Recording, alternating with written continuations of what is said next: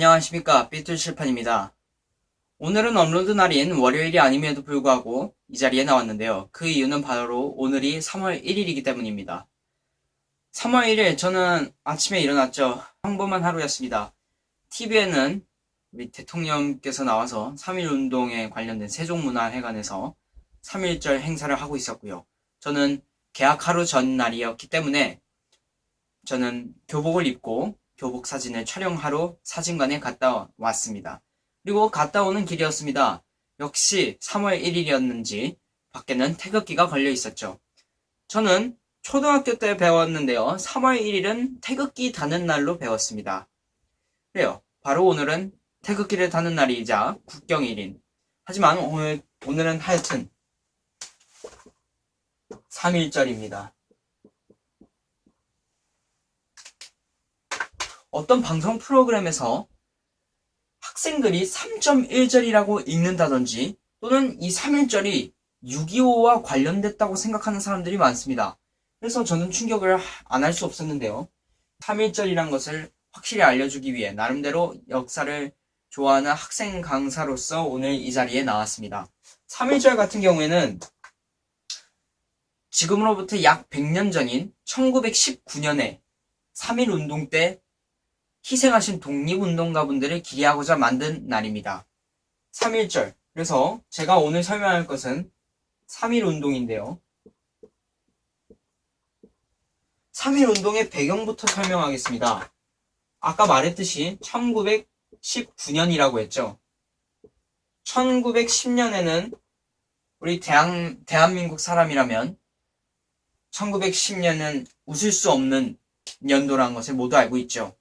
바로 경술국치라고 부를 경술년에 일어난 국가의 치욕, 우리나라인데 우리나라의 국권을 뺏기는 날이었습니다. 바로 한일 합병이 있죠. 이때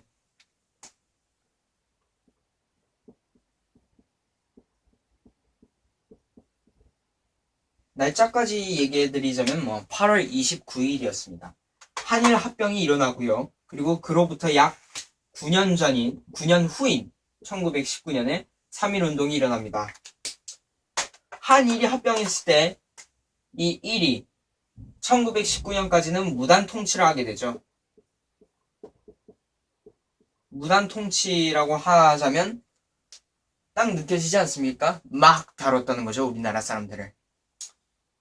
우리나라의 정치에 참여할 수 없었고요. 집회를 가진다든지 또는 언론, 모든 것을 다 통제했습니다.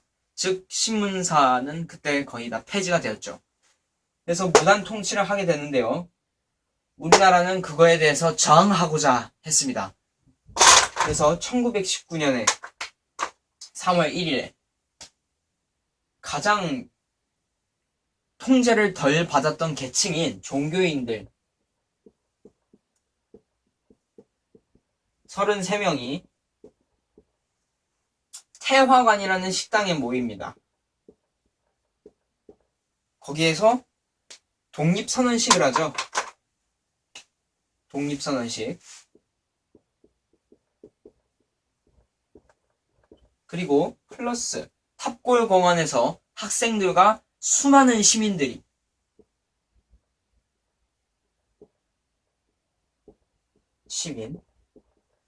또 독립선언서를 낭독하고 3.1운동 만세운동을 하게 됩니다.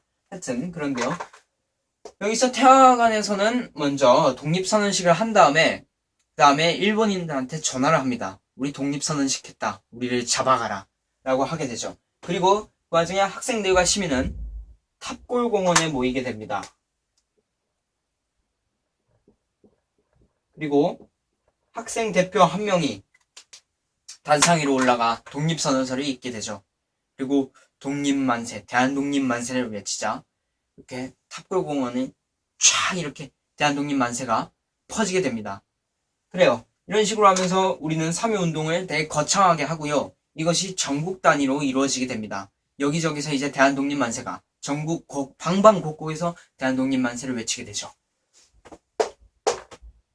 일본인들이 그 거창한 독립운동, 대한독립만세운동을 하는데 가만히 있겠습니까? 당연히 보복을 하게 되죠. 그에 대해 일본이 당연히 보복을 하게 되죠. 일단은 탑골공원으로 가자면 탑골공원에서 수많은 사람들, 우리나라는 비폭력으로 시작했지만 일본은 그에 대해 폭력으로 맞대응을 하게 됩니다. 그래서 엄청난 폭력으로 응징을 하죠.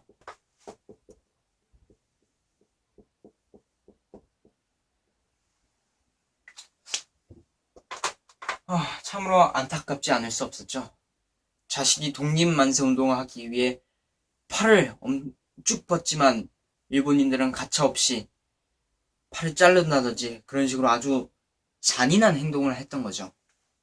그리고 일본은 이것에 대한 보복으로 또 한 곳을 불태웁니다. 바로 제암리 교회인데요. 많은 독립운동가들과 그리고 시민들을 거기에다 넣고 제암리 교회를 불태워버립니다. 그런 식으로 하면서 엄청난 폭력으로 응징을 하게 되죠. 무언가 잘못됐다는 것을 확실히 알려줍니다. 그래요. 그러면서 우리나라는 3.1운동 때 이런 식으로 일본인들한테 또 다시 억압을 받고 폭력을 받게 되지만 그래도 나름대로 의의는 있었습니다. 3.1절, 3.1운동의 의의라면 일본인들이 통치 체제를 바꿉니다. 즉 무단 통치에서 문화 통치로 바꾸게 됩니다. 일본인 입장에서는 약간 전략을 바꾼 거죠. 우리나라 사람들, 즉 조선인들을 무작정 폭력으로 제압을 하지 말고 문화를 우리 일본 것으로 만들어 버려서 그 사람들도 일본 문화에 적응을 시켜버리자 라는 식으로 해서 문화 통치를 하려고 하게 되면서 결과적으로 우리나라의 입장에 있어서는 물론 아직까지는 일제강점기지만 약간 일본인의 태세가 상대적으로 얌전해졌다고 볼 수 있었죠. 상대적입니다. 그렇다고 해서 절대로 폭력을 안 썼다거나 그런 건 절대 아니죠. 약간 더 낮아졌다라는 의미로 받아들이시면 되겠습니다. 그리고 우리나라는 임시정부를 수립하게 되죠. 임시정부를 수립한다는 것은 일단 무단 통치 때는 상상도 못할 일이었죠. 정치에 참여를 할 수 없는데 정부를 수립한다는 게 말이 되겠습니까? 절대 말이 안 되죠. 그래서 무단 통치에서 문화 통치로 바뀌었다는 게 임시정부를 수립하면서 확실히 더 느낄 수 있습니다. 정치에 약간이라도 참여할 수 있게 된 거죠. 그리고 3.1운동이 전국적으로 퍼진 것은 당연하고요. 세계적으로 퍼지게 됩니다. 우리나라는 대한독립만세를 외치고 있다는 것을 전 세계에 퍼뜨리면서 퍼뜨리게 됩니다. 그런 식으로 해서 3.1운동이 이렇게 막아내리게 되죠.